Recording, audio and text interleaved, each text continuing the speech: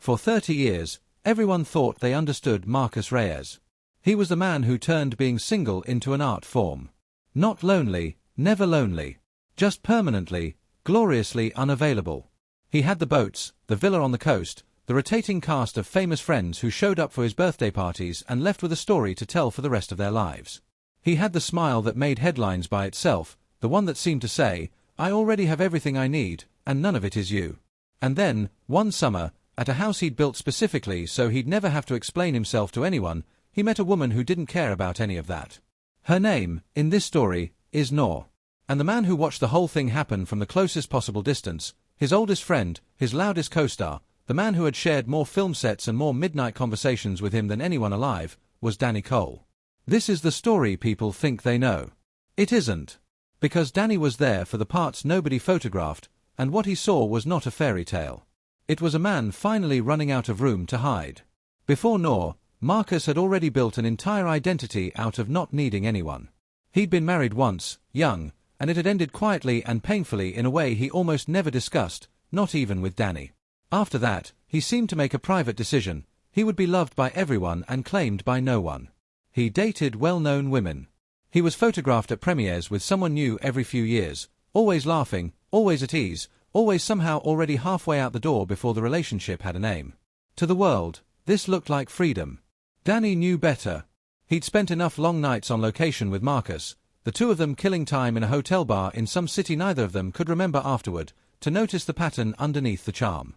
Marcus was the funniest person in any room he walked into, and Danny had come to understand that the jokes were doing more work than anyone realized.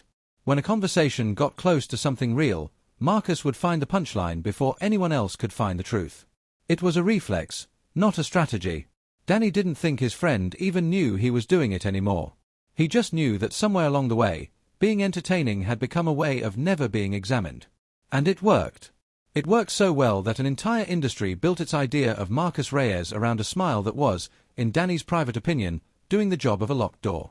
The story of how Marcus met Noor has been told so many times it's practically folklore now. A dinner party at his house on the water, a friend bringing someone new, a conversation that was supposed to last 20 minutes and lasted 4 hours instead. What almost nobody talks about is what happened after she left. Danny got a phone call that night, the kind of call Marcus never made. Not a joke. Not a story about something outrageous that had just happened. Just Marcus, quiet in a way Danny had maybe heard 3 or 4 times in 20 years of friendship, saying some version of, "I don't know what just happened, but I think I'm in trouble." Danny laughed it off at first, the way you do with a friend who's cried wolf about falling in love more times than either of them could count. But something in Marcus's voice made him stop laughing. It wasn't excitement. It was closer to fear.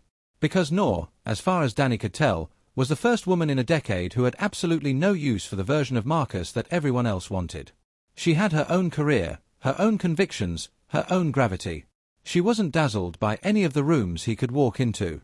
If anything, she made it clear, gently, but unmistakably, that she found some of it a little silly. For a man who had spent 30 years being the most impressive person around, that was not comfortable.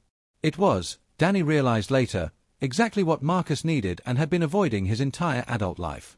What followed looked, from the outside, like the fastest transformation Hollywood had seen in years. The man who had joked publicly for a decade that he would never remarry was suddenly, unmistakably, planning a life with someone. Danny watched it happen in real time, and what struck him wasn't the speed. It was the seriousness. Marcus didn't approach the relationship the way he approached everything else, as a performance he could exit gracefully if it stopped being fun. He was nervous. He asked Danny questions he'd never asked before, the kind of questions that had nothing to do with a script or a scene and everything to do with whether he was capable of being the kind of man someone like Noor actually needed. Danny found this both moving and slightly alarming, because in 30 years he had never once seen Marcus doubt himself out loud. The wedding, when it came, was everything the tabloids wanted. A beautiful old city, boats on the water, a guest list that read like a highlight reel of 2 different worlds colliding. But Danny wasn't watching the spectacle. He was watching his friend's face during the quiet moments between the photographed ones, and what he saw wasn't triumph. It was relief, mixed with something that looked a lot like terror. Marcus had spent his whole life being chosen by an audience. Now he'd been chosen by one person, and there was nowhere left to hide from what that meant. Fatherhood arrived a few years later, and it changed the shape of everything. Danny used to tease him mercilessly about it. A man in his mid-50s, famous for controlling every room he entered, suddenly outnumbered by two small children who had zero interest in his charisma and even less patience for his jokes. It was, for a while, the funniest material either of them had ever had. But underneath the teasing, Danny noticed something he hadn't expected. Marcus was trying, in a way he had never tried at anything before. Not performing effort, actually trying, clumsily and sincerely, to be present for two kids who needed him at 3 in the morning and couldn't have cared less about his reputation. At the same time, Danny started noticing the strain that nobody was supposed to talk about. Noor's work didn't slow down because she'd married a famous man. If anything, her responsibilities only grew heavier and more public. She was pulled towards serious, high-stakes commitments that had nothing to do with entertainment. Marcus, meanwhile, was still pulled toward film sets and premieres and the machinery that had built him, a world that still expected the version of him that made everything feel light and easy. Danny began to see the two of them living in a kind of scheduling collision. Two enormous, demanding lives trying to fold into one household, with two small children caught happily in the middle of it. It wasn't a crisis. But it wasn't effortless either, and Danny was one of the only people close enough to notice the difference. Marcus once told an interviewer, almost offhandedly, that he and Noor didn't really fight. The public found this romantic. Danny found it a little unsettling, in the specific way that only someone who has known a person's defense mechanisms for 30 years can find something unsettling. Because Danny had watched Marcus avoid conflict his entire life, not through denial, but through redirection. If something got uncomfortable, he made it funny. If something got too close to a real wound, he changed the subject with a story so good you forgot what you'd been talking about in the first place. That instinct had served him well on film sets and at dinner parties for decades. Danny wasn't sure it was built for a marriage. Every real relationship, he figured, has friction somewhere. Nights where one person feels unseen, disagreements that don't resolve themselves neatly, moments of distance that have nothing to do with love running out and everything to do with two people being exhausted, human, and imperfect. The question that quietly worried Danny wasn't whether Marcus and Noor had those moments. Of course they did. It was whether Marcus had ever learned how to sit inside one of those moments without deflecting his way out of it. Noor's world, from what Danny could tell, was built on directness, on saying the hard thing clearly rather than finding a clever way around it. Marcus's world had been built on the opposite instinct for 30 years. Marriage was asking him to learn a new language in his late 50s, and Danny knew better than almost anyone how hard that kind of change actually is. There was another person in Marcus's orbit whose closeness to him had, over the years, become the subject of endless public speculation. A longtime co-star and friend, a woman we'll call Elena, whose chemistry with Marcus had been part of the reason audiences loved watching them together for over 2 decades. Danny understood why people were drawn to that theory, and he also understood why it missed the point entirely. Elena wasn't a threat to Marcus's marriage. She was a mirror. Around Elena, Marcus could still be the version of himself that had existed before any of this. Quick, loose, irreverent, free of the weight that came with being a husband and a father to 2 young children. Elena had lived through the same strange machinery of fame that Marcus had. She didn't need anything explained to her, because she'd survived the exact same absurdity from the inside. That gave their friendship an ease that had nothing to do with romance and everything to do with shared history. During one long, isolated production overseas, their families' lives overlapped for months, and Elena later spoke warmly about how much that time with Marcus's family had meant to her, a detail that undercuts, rather than supports, the tabloid version of the story. The children knew her. Noor knew her, and by every account was never threatened by her. But Hollywood has never been comfortable letting a genuine friendship stay simply a friendship, especially not one with 20 years of on-screen chemistry behind it. Every laugh got turned into evidence. Every glance became a theory. Danny had watched this machine operate before, on other people, and knew exactly how little truth it required to keep running. Danny wasn't naive about any of it, and he wasn't in the business of pretending his friend's marriage was some untouchable fairy tale. What he believed, watching from the closest seat in the house, was something more complicated and more human than either the tabloid romance or the tabloid scandal. He believed Marcus loved Noor, genuinely, deeply, in a way that had reorganized his entire sense of who he was. That part was never the mystery.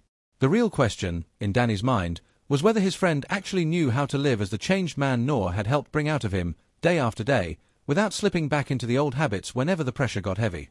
Because falling in love with someone who sees through your armor is one thing. Living without the armor, every single day, for the rest of your life, is a completely different kind of work. Danny had been through his own version of a very public, very analyzed relationship, and he knew exactly what it felt like to have strangers believe they understood a marriage because they'd seen a handful of photographs. He knew how quickly public sympathy could flip into judgment, and how easily a private struggle could get turned into a storyline that strangers felt entitled to finish for you. So when Danny looked at his friend's marriage, he didn't see a simple story of a bachelor tamed by love. He saw a man trying, imperfectly and sincerely, to protect a family while still carrying 30 years of habits that had once kept him safe and now sometimes got in his way. If there's a real answer buried under all the speculation, Danny would probably put it like this: Noor didn't just become Marcus's wife. She became the line that divided his life into a before and an after. Before her, Marcus could always retreat into the safe, familiar identity of the charming man who needed nobody.